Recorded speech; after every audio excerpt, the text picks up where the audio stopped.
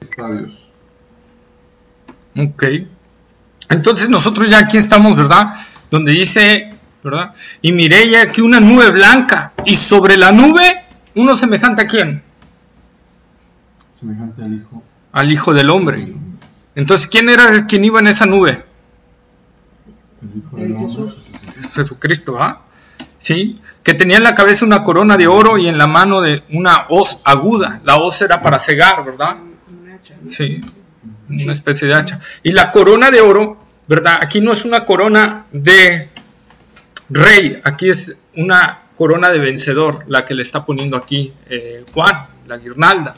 Entonces nosotros podemos saber aquí que aquí se está presentando el Hijo del Hombre, Jesucristo nuestro Señor, como el conquistador, como el ganador, como el vencedor sobre todas las cosas, ¿verdad? Y que tiene el derecho para cosechar, para ya meter la hoz sobre la cosecha, ¿verdad? Sobre el trigo, ¿sí? Para ver un poquito más de eso, por favor, vayamos a Daniel capítulo 7, versículos 13 y 14. Daniel capítulo 7, versículos 13 y 14.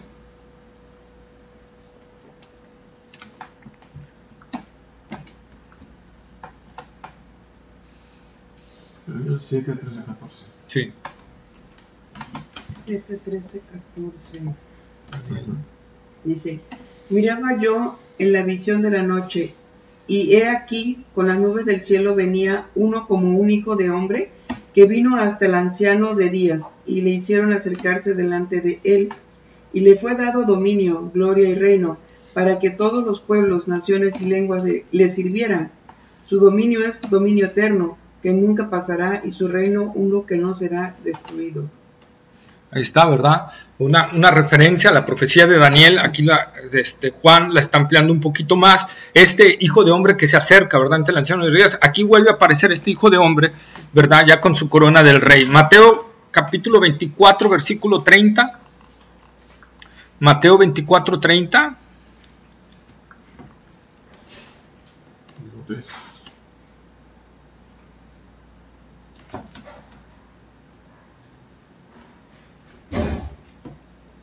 Entonces aparecerá la señal del Hijo del Hombre en el cielo, y entonces lamentarán todas las tribus de la tierra, y verán al Hijo del Hombre viniendo sobre las nubes del cielo, con poder y gran gloria. ¿Verdad? Ahí está el Señor Jesucristo hablando. ¿Cómo dice? ¿Que va a venir en qué? En gloria, y va a venir en las nubes, ¿verdad? ¿Y cómo está aquí Juan diciendo? ¿Qué dice? Y miré aquí una nube blanca, y sobre la nube uno sentado semejante al Hijo del Hombre, ¿sí? Entonces hay varias citas que nos van relacionando. Mateo capítulo 26, versículo 64.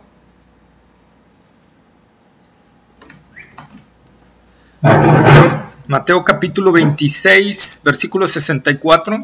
Jesús le dijo, tú lo has dicho, y además os digo que desde ahora veréis al Hijo del Hombre sentado a la diestra del poder de Dios, viniendo en las nubes del cielo. Ahí está, ¿verdad? El Señor hablando. Entonces, esto nos está hablando, esta parte de Apocalipsis nos está hablando ya de la segunda venida de Cristo. Cuando Él ya viene a cosechar, cuando Él ya viene a meter la hoz, ¿verdad? ¿Y qué va a hacer con esa hoz? Va a cosechar las uvas. Y después viene otra cosecha, lo vamos a ver en los versículos siguientes, ¿sí? Pero aquí va a meter la hoz y va a sacar su primer cosecha, el Señor Jesús. Entonces Él viene en las nubes. Esa es la segunda venida de Cristo. No confundir el arrebatamiento, porque muchos confunden eso. No confundir el arrebatamiento de la iglesia con la segunda venida de Cristo. Son dos sucesos diferentes. Porque en el arrebatamiento Jesús no va a venir en la tierra. No va a pisar la tierra. Jesús va a venir a los cielos. Y en los cielos dará la voz. No se dejará ver por las multitudes, sino que en el cielo dará la voz y va a decir, suban. Y en ese momento la iglesia, en un abrir y cerrar de ojos, ¿verdad? Seremos arrebatados en ese momento. Pero la segunda venida de Cristo es cuando Cristo viene a la tierra. Es su segunda venida, a diferencia de la primera venida, donde Él vino también a la tierra, ¿verdad? Y pisó la tierra. Segunda venida es porque Él vuelve a pisar la tierra, ¿sí?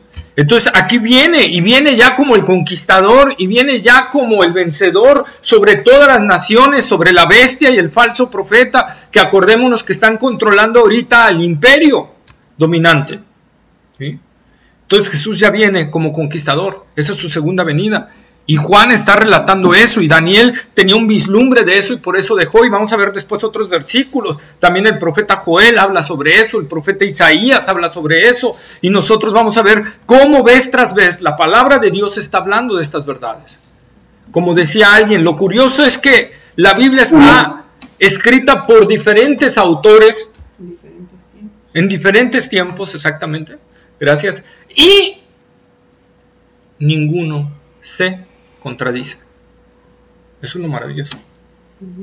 Eso es lo hermoso. Ustedes busquen libros de filosofía sobre una misma cosa y hay puntos donde se contradicen unos con otros. En la Biblia, a pesar de que hay diferentes autores, no hay contradicción. ¿Por qué? Porque escribió un autor. Exactamente. ¿Verdad? El Espíritu Santo inspirando a estos hombres para que no hubiera ese tipo de errores. ¿Sí? Entonces nosotros podemos ver esto. Hechos capítulo 7, versículo 31, por favor. Hechos capítulo 7, versículo 31. 7:31.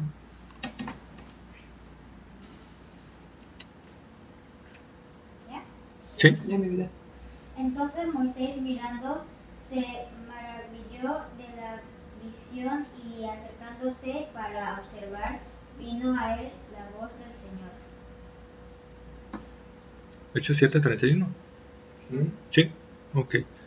Y Joel capítulo 3, versículo 11 al 17. Joel capítulo 3, versículos 11 al 17.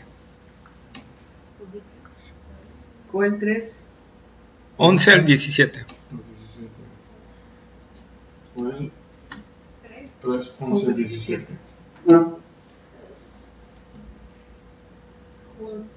Juntaos y venid naciones todas de alrededor y congregaos, haz venir allí, oh Jehová, a tus fuertes.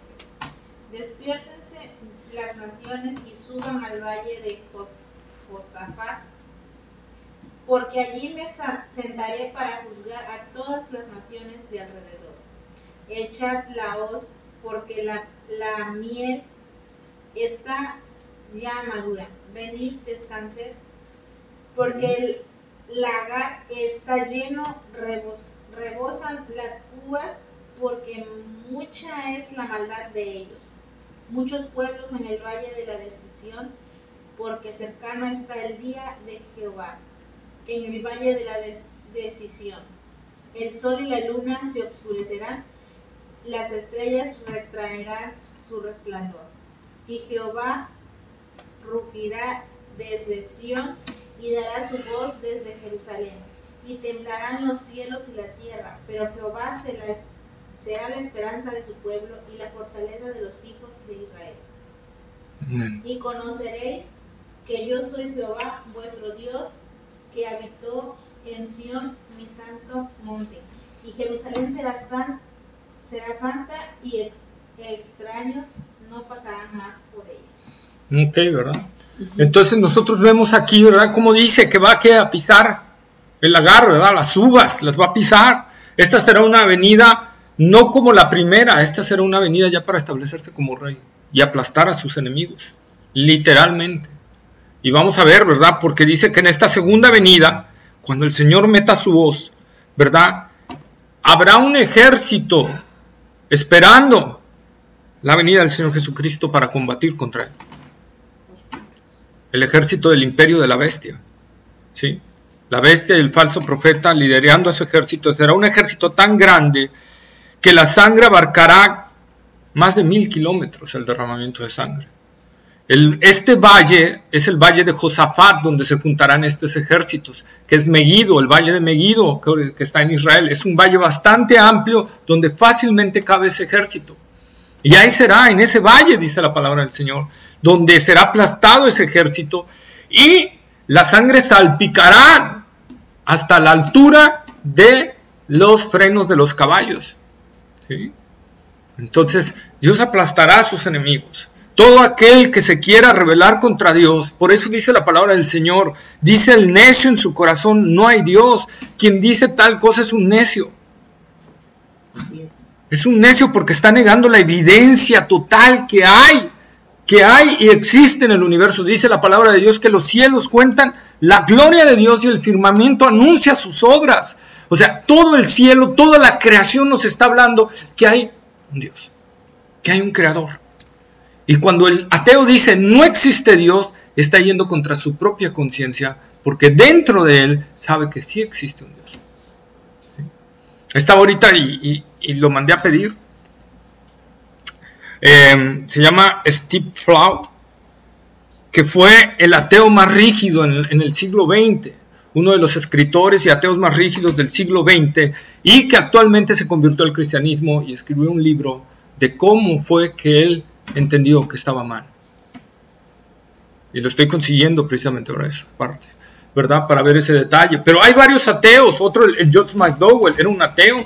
Y cuando escribe el libro Evidencias que exigen un veredicto, habla de por qué se cambió el cristianismo, ¿verdad? Y cuando él llegó al proceso de la resurrección, porque él iba explicando todo filosóficamente, pero cuando llega al proceso de la resurrección, ya no pudo explicar.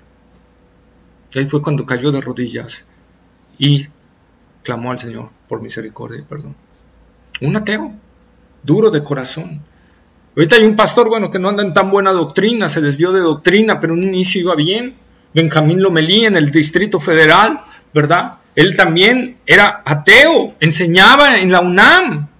Era un catedrático de ahí, enseñaba el ateísmo a sus alumnos. Pero él dice que Dios empezó a tratar con él de una manera bien fuerte, ¿verdad? ¿Y de qué manera empezó a tratar? Dice que una vez, ¿verdad? Él estaba hablándole a un alumno acerca del ateísmo y el alumno se le quedaba viendo así, bien raro. Dice, ¿qué me ves? ¿Por qué me ves? Es que me está cite y cite la Biblia. ¿Cómo que te estoy citando la Biblia? Yo no te estoy citando ninguna Biblia. Yo te estoy citando, y me sigue citando la Biblia. Y decía, bueno, ¿qué me pasa? ¿Verdad? Yo estaba ahí. Dios estaba orando. Y Dios a veces así ora en gente. Y los quebranta en su misericordia. Por eso la palabra de Dios es clara. Cuando alguien dice no hay Dios, la palabra de Dios lo describe como un necio. Y será tan necio que cuando venga la segunda venida del Señor, los que estén en ese momento, vamos a ver cómo un ejército se va a acampar para enfrentar a Dios. En Estados Unidos un hombre acaba de hacer hace unos 2 años atrás una demanda penal contra Dios. Demandó a Dios, ¿verdad? Para que veamos el tamaño de necedad que hay en el corazón del hombre, que no quiere aceptar que hay un Dios. ¿Por qué? Porque si acepta que hay un Dios, sabe que le tiene que dar cuentas. Y eso es lo que no quieren. Eso es lo que no quieren. Pueden fabricarse cualquier Dios, a un Dios que no van a tener que darle cuentas, lo pueden hacer. Y lo van a hacer y lo van a aceptar. Pero al Dios que tienen que darles cuentas y que un día los va a enjuiciar, a ese no lo quieren. Y tratan de todas formas de desecharlo. Pero un día vendrá aquí, como dice Juan, ¿verdad? Aquí en Apocalipsis, vendrá, ¿verdad? Como vencedor y con su hoz para cegar ya el momento donde Él sea Rey de Reyes y Señor de Señores sobre la tierra, ¿verdad? Entonces Él sea Rey de Reyes y Señor de Señores sobre la tierra. Perdón. Entonces, ¿verdad? Nosotros podemos ver aquí esa parte. Él vendrá y es una certeza. Él vendrá y Él lo prometió y Él siempre ha cumplido sus promesas y nunca ha fallado a sus promesas. Ahí vemos una promesa que Dios tiene y que la podemos ver palpablemente que es una verdad. Dios ha dicho que Israel nunca dejará de existir. Los israelitas nunca dejarán de existir. Y por más que han querido acabar a ese pueblo, por más que le han hecho 1000 cosas, por más que Hitler con todo el poderío que tenía quiso exterminarlos, no pudo. Porque la promesa de Dios es clara. Ahora los han querido sacar de su territorio, no van a poder. Porque Dios fue claro en su promesa.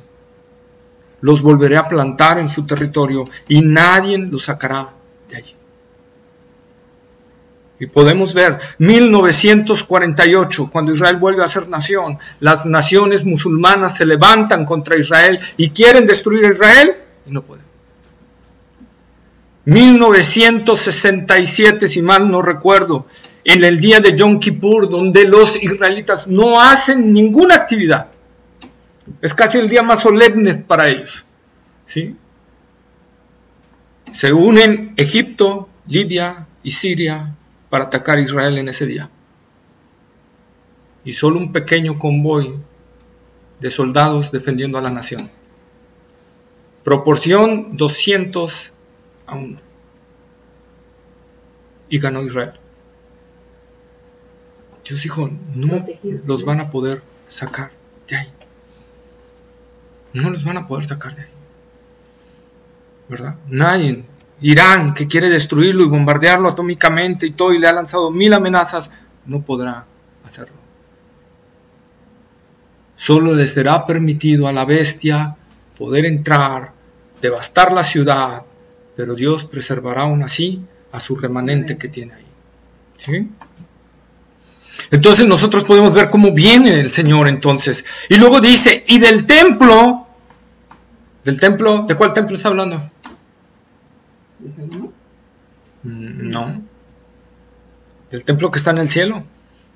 Y del templo salió otro ángel clamando a gran voz al que estaba sentado sobre la nube. Mete tu hoz y ciega, porque la hora de cegar ha llegado, pues la mies de la tierra está madura. Y el que estaba sentado sobre la nube, es decir, Jesucristo, metió la hoz en la tierra y la tierra fue cegada. Aquí hay algo importante que hay que ver y que analizar.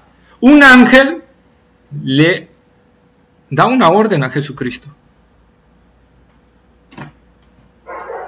¿Pero cómo puede ser eso? ¿Por qué? ¿Por qué un ángel le da una orden a Jesucristo cuando Jesucristo es Dios? Porque es su misión, no es su rango. Sí, pero es como si un comandante le diera órdenes al rey, ¿no? Y es que la orden de mete está en imperativo, es un mandato. ¿Sí?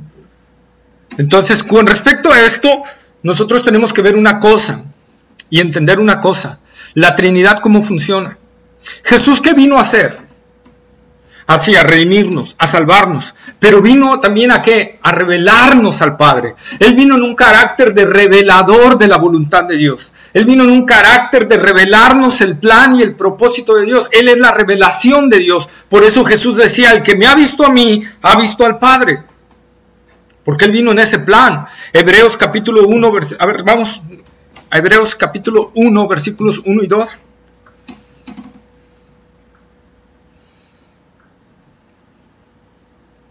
¿1 y 2? Sí, 1 y 2. Hebreos capítulo 1, versículos 1 y 2. Hebreos capítulo 1. 1, 2. Y luego 1, 2. Sí. ¿Está?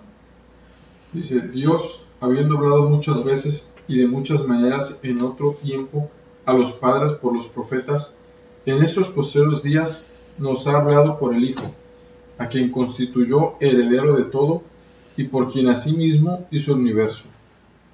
Ahí está, ¿verdad? Dios, habiéndonos hablado muchas veces y de muchas maneras a los padres por los profetas, hoy nos ha hablado por el Hijo. Hoy nos ha hablado, realmente la traducción literal, hoy nos ha hablado por Hijo. ¿Qué quiere decir esto? Que el Hijo es toda la revelación que Dios nos ha dado. Entonces, cuando estuvo aquí en la tierra, ¿se acuerdan? Varias veces Jesús dijo, cuando los discípulos le preguntaron, Señor, ¿cuándo serán estas cosas? A vosotros no os toca saber los tiempos y las acciones que el Padre puso en su sola potestad. Que el Padre puso en su sola potestad. A ver, vamos a Hechos capítulo 1, versículo 7, por favor. Para que lo veamos. Hechos 1, 7. Hechos 1, 7. Sí. Dice, y les dijo, no os toca a vosotros saber los tiempos o las sazones que el Padre puso en su sola potestad. Ahí está, ¿verdad? Y ahí mismo en Hechos, pero 17, 31, Hechos 17, Hechos capítulo 17, versículo 31.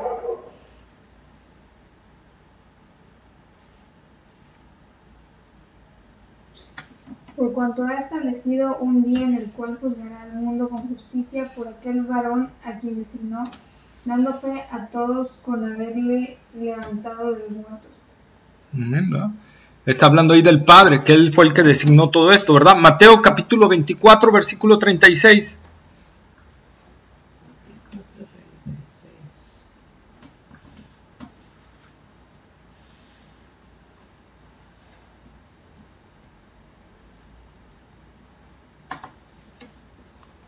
¿Quién va? ¿Quién? 24, 36. Pero el día y la hora nadie sabe, ni aun los ángeles de los cielos, sino solo mi Padre. Ahí está, ¿verdad? El día y la hora nadie lo sabe. Solo su sola potestad Él lo puso. ¿Quiere Jesucristo no sabía el día y la hora? Probablemente sí, ¿no? Sí, seguro que sí. Sí, sí lo sabía porque Él es Dios. En su naturaleza divina Él es Dios. Y Él sabía. No hay un secreto entre las divinidades, si no Jesús dejaría de ser Dios, dejaría de ser omnisciente, no sabría todas las cosas. Pero ¿qué está hablando aquí Jesucristo? ¿Qué es lo que está diciendo? Y aquí hay que poner especial atención. Aquí lo que está diciendo es, en su carácter revelativo de la voluntad de Dios, eso no es revelado. Entonces, aquí en este momento es el Padre el que le da la orden al ángel y el ángel lleva la orden al Hijo. Y dice, mételaos. ¿Por qué? Porque venía del Padre el mandato. Sí. Es por eso, no es porque un ángel mande a Jesucristo, es porque el Padre está dando la orden y a través del ángel la envía en su sola potestad y en su soberanía. Dios ha querido hacerlo así. Y entonces envía al ángel, ¿verdad? Que le diga al Hijo que es tiempo ya llegó la hora de cosechar, ¿verdad? Y de meter la hoz y de hacer la cosecha final. Gálatas capítulo 4, versículo 4, por favor. Gálatas 4:4. No, nuevo. ¿Así? Sí. Está Hechos, Romanos, 1 y 2 de Corintios y Gálatas. 4:4. Pero cuando vino el cumplimiento del tiempo, Dios envió a su Hijo, nacido de mujer y nacido bajo la ley. Sí. Ahí está, ¿verdad? Cuando llegó el cumplimiento, así como en su primer venida, llegó el cumplimiento y Dios envió a su Hijo. Así en este tiempo, en el tiempo de su segunda venida, Dios el Padre dirá, ya es el tiempo, regresa. ¿Verdad? Nosotros podemos verlo. Juan capítulo 4, versículos 34 al 36.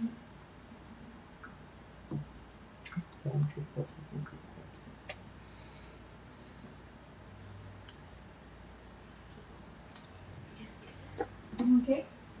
Juan 4, 34. Al 36. ¿Cuál de Juan?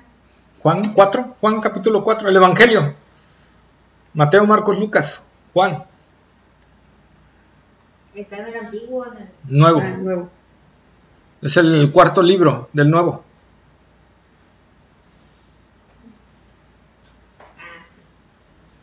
Juan qué? 4, Juancho 4, Ajá. 34 y 36. Jesús les dijo, mi comida es que haga la voluntad del que me envió y que acabe su obra. No decís vosotros, aún faltan 4 meses para que llegue la siega. He aquí os digo, alzad vuestros ojos, mirad los campos, porque ya están blancos para la siega. Y el que siega recibe salario y recoge fruto para vida eterna. Para el que siembra goce juntamente con el que siega. Sí, ¿verdad? Entonces aquí en Juan capítulo 4, versículo 34, si nosotros leyéramos todo el capítulo, habla ¿se acuerdan de la mujer samaritana?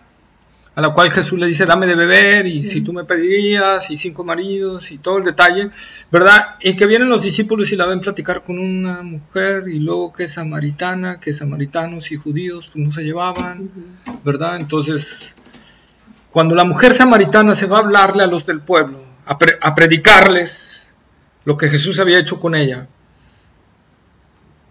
los discípulos vienen y le dicen, Señor, come. Y es cuando Jesús dice, mi comida es que haga la voluntad del que me envió y que acabe su obra. Jesús vino a hacer la voluntad del Padre, no vino a hacer su propia voluntad. Este es un texto más que respalda lo que les estoy diciendo. Él vino como carácter revelativo de la voluntad del Padre, ¿verdad? Por eso es que Él dice, está en la sola potestad del Padre. ¿Sí? Él se sujetó al Padre en ese momento.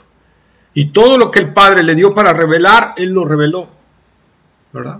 Pero lo que no, pues no. ¿Se acuerdan de ese texto? ¿Cómo dice? Las cosas secretas pertenecen a Jehová, ¿verdad? Las reveladas son para nosotros. Por lo tanto, si no sabemos el día ni la hora en que va a suceder esto, que Dios puede ser en cualquier momento, ¿verdad? Y en cualquier instante, que pueda ser el arrebatamiento de la iglesia y después desatarse la gran tribulación. Por eso quise que leyéramos esos versículos 35 y 36, porque nada más hubiéramos podido leer el 34. Y dice, ¿no decís vosotros, aún faltan 4 meses para que llegue la siega? He aquí os digo, alzad vuestros ojos y mirad los campos, porque ya están blancos para la siega. Nosotros tenemos que abrir nuestra vista espiritual y ver que Dios tiene mucha gente allá afuera que necesita oír el evangelio, que necesita oír el mensaje, que la voluntad de Dios es que nosotros también comamos como Cristo. ¿Cristo qué era? Mi comida es la voluntad, hacer la voluntad del Padre. ¿Cuál debe ser nuestra comida principal? Hacer la voluntad del Padre y de Jesús. Así es, hacer la voluntad del Hijo, ¿verdad? Y hacer su obra aquí en la tierra. Así como Cristo dice, ¿para qué? Para que recibamos salario, para que recibamos fruto para vida eterna. Jesús se sometió a la voluntad del Padre. Jesús renunció a sus atributos divinos, a su deidad. No se la quitó, renunció a utilizarla, ¿verdad? Y se humilló y se hizo obediente hasta la muerte y muerte de cruz. Y luego dice Pablo, ¿qué pasó con Cristo? Él nos está enseñando. Cristo nos está enseñando con su ejemplo. ¿Qué pasó en la vida de Cristo? Por lo cual, dice Pablo, Dios lo exaltó hasta lo sumo y le dio un nombre que es sobre todo nombre, para que en el nombre de Jesús se doble toda rodilla de los que están en los cielos, en la tierra y debajo de la tierra. ¿Pero por qué Dios le dio ese nombre? ¿Porque Él era divino desde antes? No. Porque Él se humilló y se hizo obediente hasta la muerte y muerte de cruz. Y como Él obedeció la voluntad del Padre, Dios lo exaltó hasta lo sumo. Dice, hasta lo sumo. O sea, no hay nombre más alto que el nombre de Jesucristo. Lo exaltó hasta lo sumo. Entonces nos está aquí enseñando a nosotros a poner en nuestra vida la voluntad del Señor para que el día de mañana Él nos exalte, Jesucristo nos exalte. Jesucristo nos premie. Él nos está dando el ejemplo. Él nos está dando la guía a seguir. Yo seguí esto, se los estoy dejando porque yo lo seguí, porque véanme, el Padre cumple. Entonces, si ustedes siguen, yo también les voy a cumplir a ustedes. ¿Verdad? Si ustedes me confiesan delante de los hombres, yo los confesaré delante de mi Padre, ¿verdad? Entonces, imagínense. Sí, ya se bloqueó. Entonces, nosotros podemos ver, ¿verdad? Ese punto del Señor que está llamándonos ¿a qué? A una entrega en nosotros mismos, hermanos. Necesitamos ver que el Señor realmente estemos cumpliendo su voluntad, ¿verdad? ¿Ustedes creen que estamos haciendo la voluntad del Señor? ¿Creen que estamos deleitándonos en el Señor? ¿Creen que el Señor ahorita, desde el inicio que empezamos la reunión hasta ahorita, se ha de estar deleitando con nosotros en nuestra adoración, en nuestra manera? ¿En qué está ahorita nuestro pensamiento, nuestro corazón? Eso lo está viendo el Señor. Nadie más puede verlo, en dónde está nuestro corazón y en dónde está nuestro pensamiento, pero el Señor sí lo puede ver, y sí puede vernos en qué estamos. Entonces, ¿cuál es nuestra adoración que le estamos dando al Señor? Eso va a ser recompensado allá arriba, ¿sí? Entonces nosotros podemos ver, ¿verdad?, que en los versículos 14 al 16 es la siega, ¿verdad?, de la mies del Señor, de los escogidos del Señor. El Señor mete su hoz, literalmente es lanza, no es que la meta, en el griego original es que lanza la hoz hacia la tierra, ¿verdad?, para cosechar. Y viene la primera cosecha, versículos 14 al 16. Pero hay otra cosecha. A ver, vuelvan a leer por favor los versículos 17 al 20. ¿De cuál? De Apocalipsis 14. Okay.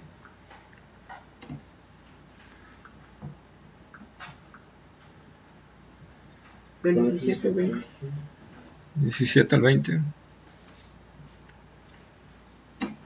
¿Podemos empezar? Sí. Sí. Dice, salió otro ángel del templo que está en el cielo, teniendo también una hoz aguda.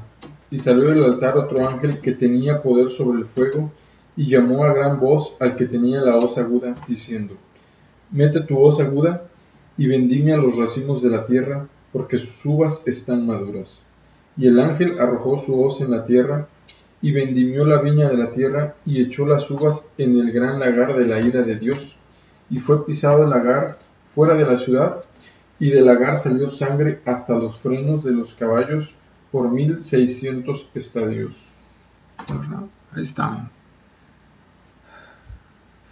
Más o menos una proporción desde donde está Israel, Jerusalén, hasta Palestina, es donde va a recorrer la sangre. ¿Sí? Para que veamos punto del derramamiento que se va a hacer ahí de sangre. ¿Sí? ¿Estadios es una medida en ese tiempo? Sí, Okay. Sí, era una medida. Nosotros podemos ver aquí, ¿verdad?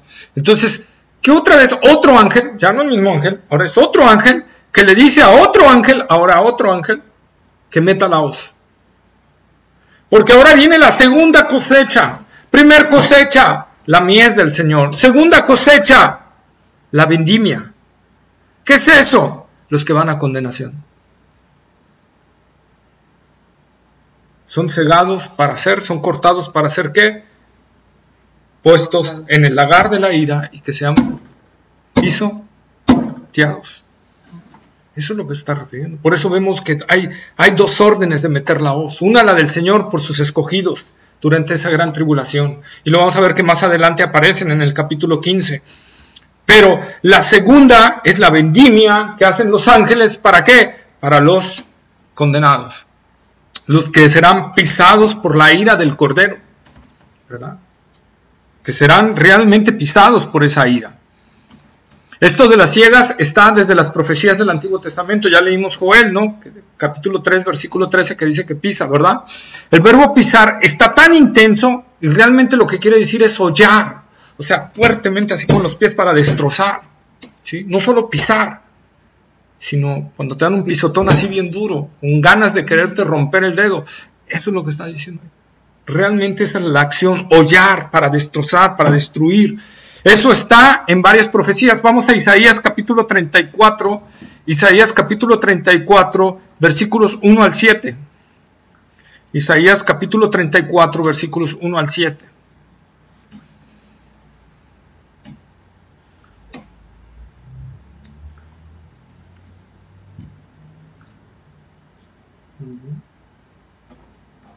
Dice, acercaos naciones, juntaos para oír.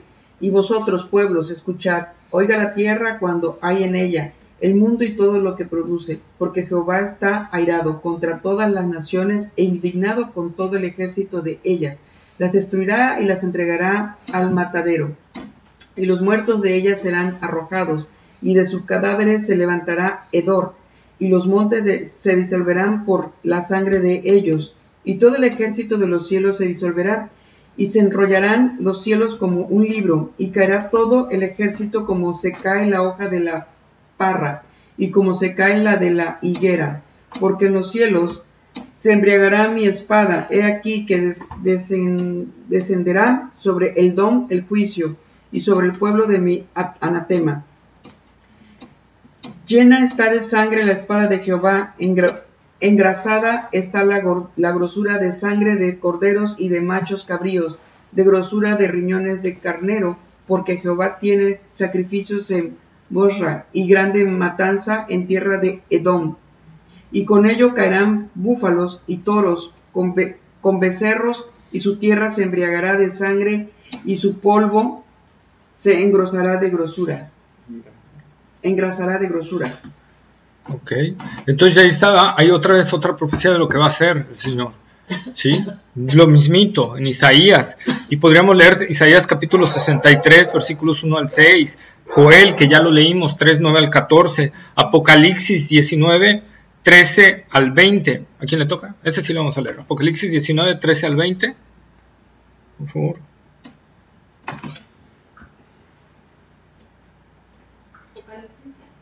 Capítulo 19, versículos 13 al 20. Estaba vestido de una ropa teñida en sangre y su nombre es el Verbo de Dios. Y los ejércitos celestiales, vestidos de lino finísimo, blanco y limpio, le seguían en caballos blancos. De su boca sale una espada aguda, para herir con ella a las naciones, y él las regirá con vara de hierro. Y él pisa el lagar del vino, del furor y de la ira del Dios Todopoderoso. Y en su vestidura y en su muslo tiene escrito ese nombre, Rey de Reyes y Señor de Señores. Y vi un ángel que estaba en pie en el sol y clamó a gran voz, diciendo a todas las aves que vuelan en medio del cielo: venid y congregaos a la gran cena de Dios, para que comáis carnes de reyes y de capitanes, y carnes de fuertes, carnes de caballos y de sus jinetes, carnes de todos, libres y esclavos, pequeños y grandes. ¿Hasta acá? Hasta el 20.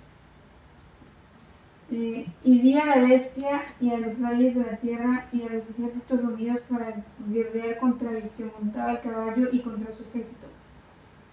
Y la bestia fue apresada y con ella el falso profeta que había hecho delante de ella las señales con las que había engañado a los que recibieron la marca y habían adorado su imagen. Estos dos fueron lanzados vivos dentro de un lago de fuego que arde con azufre. Entonces, ahí está. ¿Ya vieron? Ahora, la bestia del falso profeta, como lo vamos a ver cuando lleguemos a ese capítulo, que yo creo que vamos avanzando ya más rápido, dice ahí la palabra del Señor que serán lanzados, ¿qué? Vivos.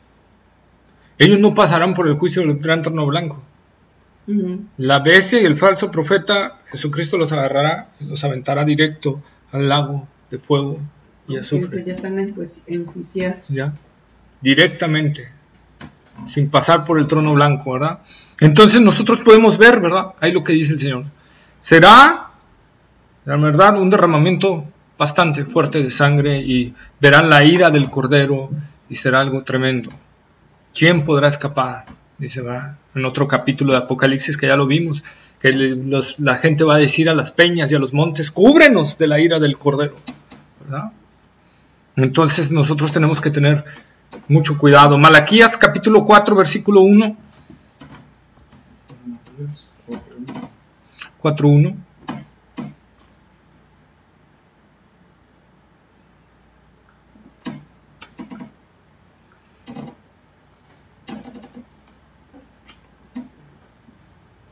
Malaquías 4:1.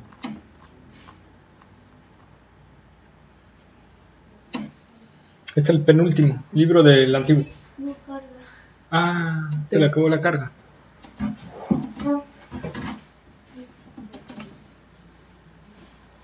Porque he aquí vienen duramente como un horno, y todos los soberbios y todos los que hacen maldad serán estopa.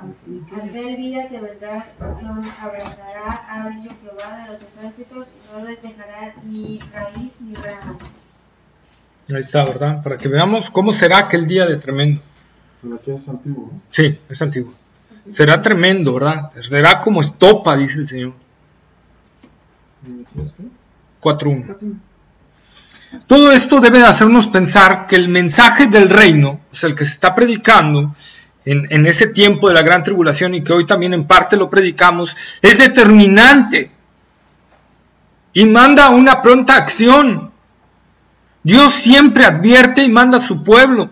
Será bueno escuchar las palabras que el Señor nos está hablando hoy en día. En ese tiempo va a ser apremiante. Mete tu voz y ¿verdad?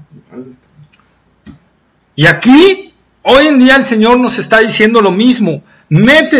Hoy el Señor nos está mandando. Jesús fue así de radical también. Y Jesús decía, si realmente quieres ser mi discípulo, tienes que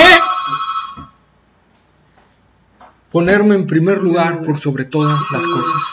No puedes poner a alguien en primer lugar, no puedes poner algo en primer lugar. Si algo ocupa el primer lugar en tu vida, entonces no eres digno de mí. El que pone su mano en el arado y voltea atrás, dice el Señor, no es digno de mí. Jesús fue muy determinante, la acción era presta a ejecutarla, no a pensarla. El hecho de la salvación también, cuando en el Evangelio y en cada predicación hablamos de la salvación, Dios no está rogándole a la gente que se salven. Dios le está mandando a la gente en todo lugar que se arrepientan. Por eso dice Pablo, hablándole a Timoteo, Dios manda a los hombres en todo lugar que se arrepientan. Dios no dice, Dios está rogando a la gente que se arrepienta. Dios no ruega. Dios no está rogándole a la gente que se convierta. Por favor, Edgar, conviértete, por favor. No seas mala onda, por favor. Te lo suplico. Dios manda, arrepiéntete.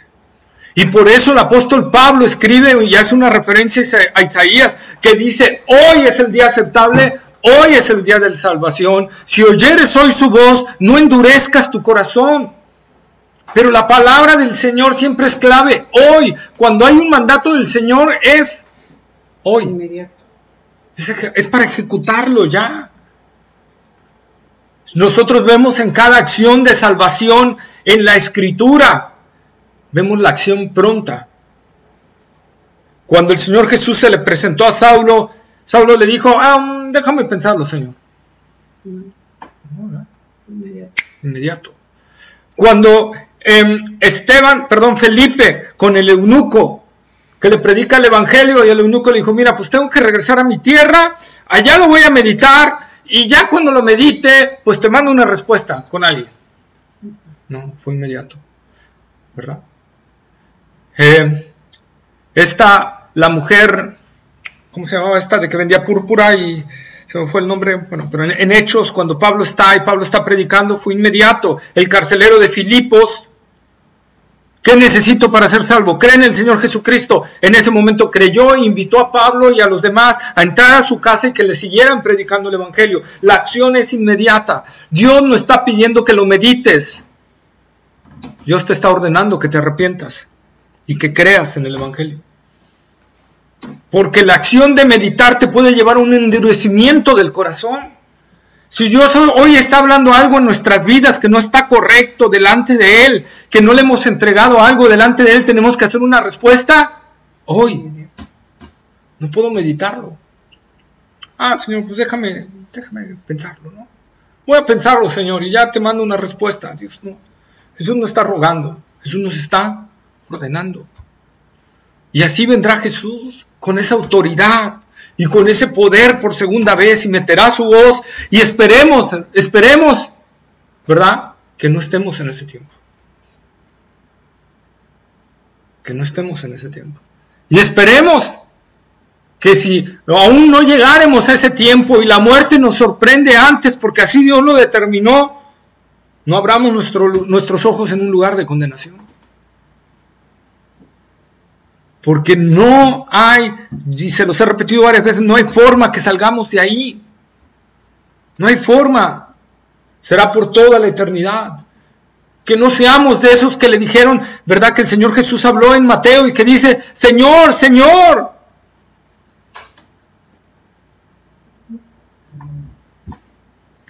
¿No te seguimos?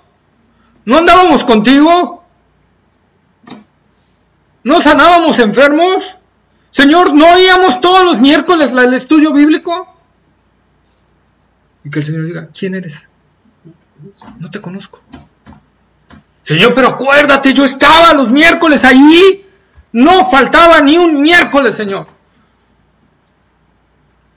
Es más, hasta los domingos iba a otro lado. no te conozco. Apártate de mí, hacedor de iniquidad. El Señor no está rogando, ay, pues déjame ver si te doy un chance, a ver si puedes pasar. El Señor no está rogando, entendamos eso, el Evangelio no está rogando. El Evangelio no te está rogando para salvarte, el Evangelio te está ordenando. Es tiempo, hoy es tiempo de que te arrepientas, porque si hoy no te arrepientes, lo más seguro es que tu corazón se endurezca y entonces no veas el Evangelio. Y si el endurecimiento, si tú dejaste pasar esta oportunidad de gracia, de lo que Dios ha estado hablando en tu vida y de lo que Dios ha estado poniendo en tu corazón, y Dios ha hablado áreas en tu vida o acerca de la salvación, y tú no has oído la palabra del Señor y no has hecho caso y no has tomado una acción determinante, hoy el Espíritu Santo te puede dejar de hablar en esa área. Y entonces eso es lo más terrible. Si oyeres hoy su voz, no endurezcas tu corazón. Cuando nosotros no, el Señor está hablando en un área de nuestra vida que está mal, o está hablándonos acerca de que estamos en pecado, que no estamos en Cristo, que todavía estamos en el viejo hombre, entonces debo de hacerlo de inmediato, confesar mi pecado, reconocer mi pecado, reconocer que estoy mal ante el Señor y arrepentirme, porque si no, endurezco mi corazón. ¿Y qué? Y me voy a enceguecer más. Y va a ser más difícil que Dios habla en mi vida en esa área. Por eso la acción es determinante. No endurezcas tu corazón. No endurezcas. Si Dios te está hablando hoy, no lo endurezcas. Porque acuérdate que la salvación es del Señor. Y si el Señor decide ya no volverte a hablar, quedaste preso de tu propio corazón. Quedaste preso de tu propio corazón. Pagaste el precio de no atender la voz del Señor. Josué capítulo 24, versículos 14 al 17. Josué capítulo 24, versículos 14 al 17. Josué 24, versículos 14 al 17.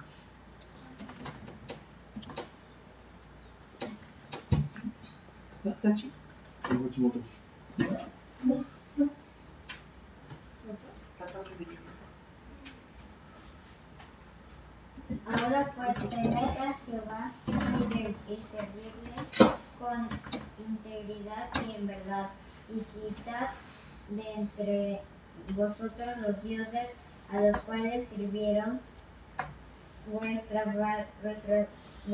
padres al otro lado del río y en Egipto, y servid a Jehová. Y si mal os parece servir a Jehová, escogeos hoy a quién sirváis, si a los dioses a quienes sirvieron vuestros padres cuando estuvieron al otro lado del río, o a los dioses que los amorreos, en cuya tierra habitéis, pero yo y mi casa serviremos a Jehová. Entonces el pueblo respondió y dijo: nunca tal acontezca que dejemos a Jehová para servir a otros dioses. Porque Jehová nuestro Dios es el que nos sacó a nosotros y a nuestros padres de la tierra de Egipto, de la casa de servidumbre, el que ha hecho estas grandes señales y nos ha guardado por todo el camino por donde hemos andado y en todos los pueblos por entre los cuales pasamos, ¿verdad? Entonces, vean la parte importante.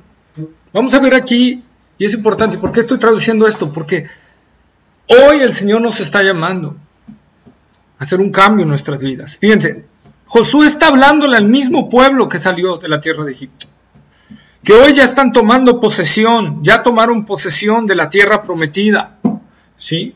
Ya la tomaron.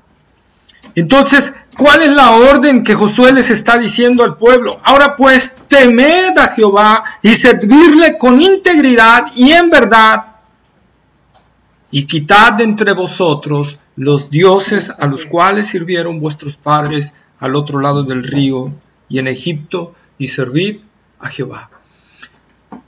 El pueblo de Israel ya había salido, tenía tiempo de Egipto. El pueblo de Israel ya había visto los milagros del Señor, había visto cómo fueron alimentados sobrenaturalmente, habían visto a Dios hablar en el monte de verdad, Horeb, y que temblara ese monte, ¿verdad? Habían visto las maravillas del Señor, cómo librándolos del poder del enemigo, de naciones y ciudades más fuertes que ellos, ¿verdad? Más diestros para la guerra, ellos los vencían. Israel no tenía destreza en la guerra, y esas gentes que vivían ahí eran expertos en la guerra, y llegaba Israel y los vencía. Ellos lo estaban viendo, y aquí Josué, lo sorprendente es que les dice: y quiten de vosotros todos los dioses a los cuales sirvieron vuestros padres. ¿Qué le está diciendo Josué al pueblo de Israel? Tienen esos dioses metidos, se los puedo ver. Aún están añorando las cosas de Egipto. Aún están añorando las cosas de su vida pasada, de donde Dios los rescató. Aún están añorando esa vida. Aún están valorando cosas de las cuales Dios les ha estado hablando, que las quiten de vuestro corazón, y no las han quitado. Y es lo que les está diciendo Josué. Y entonces Josué les dice una advertencia. Entonces decidan qué van a hacer. Si mal os parece servir a Jehová, pues váyanse a servir a sus dioses. Pero yo y mi casa serviremos a Jehová. O sea, Josué tomó una acción hoy, inmediata. Ustedes no sé qué vayan a hacer. Ustedes son responsables de ustedes mismos. Pero yo y mi casa hemos tomado la decisión de servir a Dios. Esa es la parte importante. Eso es lo que nosotros tenemos que ver. Y el pueblo respondió: no, ¿cómo crees, Josué? No tal acontezca. ¿Cómo nos vamos a olvidar de ese Dios que nos hizo tantas cosas, ¿verdad? Y que nos metió aquí en la tierra prometida, y que nos dio, ¿verdad?, comer de la leche y la miel que hay aquí tan abundante y todo. ¡Qué hipócritas! Tenemos que tener cuidado que nuestra resolución no sea hipócrita. Al poco tiempo Israel se desvió tras dioses, porque después del libro de Jueces, de Josué, viene el libro de Jueces. Israel, inmediatamente que Josué murió, al poco tiempo se volvieron a los dioses de las naciones que habían conquistado. Entonces Dios manda tomar una resolución enérgica, inmediata y radical. Si yo tomo una decisión liviana, light, esa no la toma en cuenta Dios. Bueno, Dios, voy a probar a ver si es cierto. No, Dios me dice: yo no te estoy rogando que me pruebes. Yo te estoy mandando, no rogando. No te estoy pidiendo, te estoy mandando. Esa es la parte que nosotros tenemos que ver. Porque vendrá el día en los cuales ya no podremos decidir. Si yo muero, dice Hebreos, está establecido a los hombres que mueran una sola vez, y después de esto el juicio de Dios. Dios tenga misericordia de nosotros, hermano. Dios nos conceda en realidad anhelar un corazón que ame intensamente a Dios y que lo obedezca radicalmente. Porque si no, con Dios no podemos jugar. Con Dios no podemos jugar.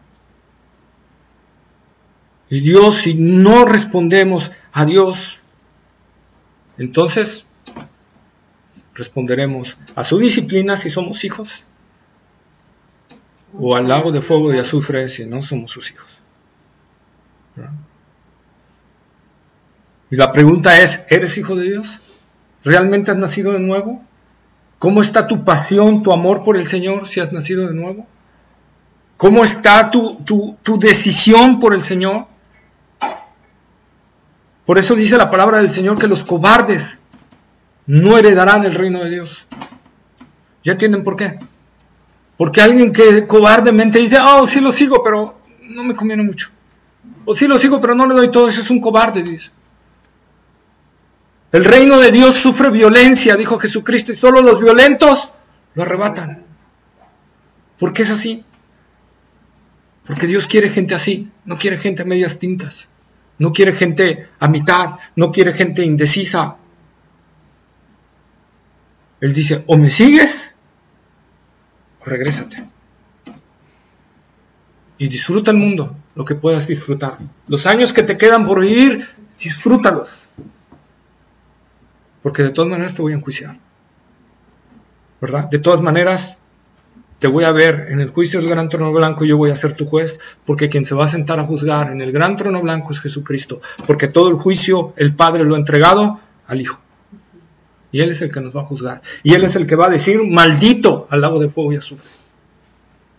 El Cordero que vino a morir por nosotros va a ser el león que se va a sentar ahí y que no se va a tentar el corazón para mandar a un impío, a una gente que le rehusó, a una gente que fue un cobarde en seguirle, no va a rehusar a lanzarlo al lago de fuego y azufre.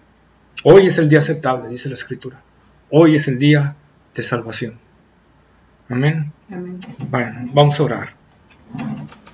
Bendito Dios y Padre nuestro, Señor, gracias. Gracias, amantísimo Padre, porque vemos, Señor, cómo tu palabra se cumple, Señor. Vemos, Señor, cómo tú hablas a nuestras vidas y en tu misericordia, Señor, sigues hablando a nosotros.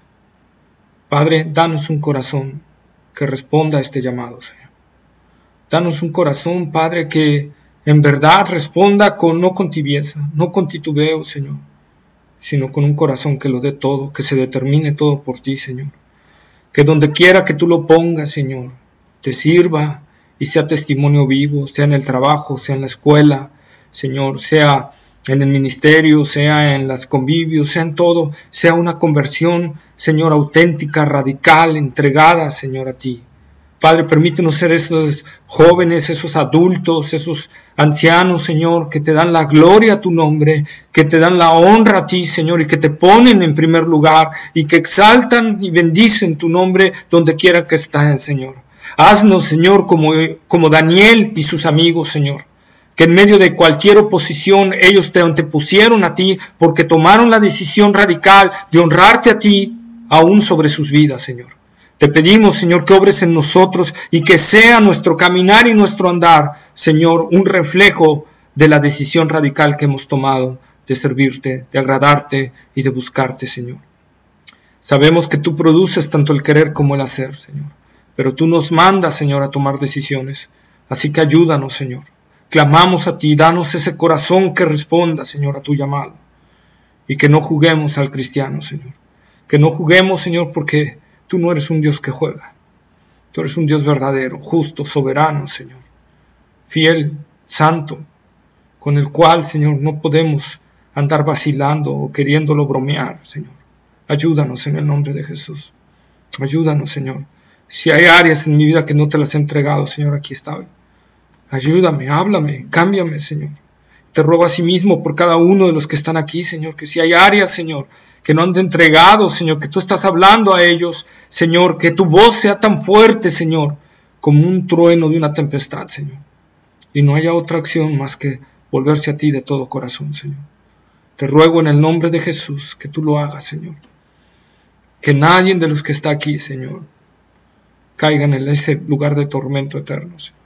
Que nadie, Señor, ten misericordia de nosotros y líbranos del mal, Señor. En el nombre de tu Hijo amado Jesucristo. Amén. Amén. Ahí estamos. Pues muchas gracias. Gracias a ti. Pues,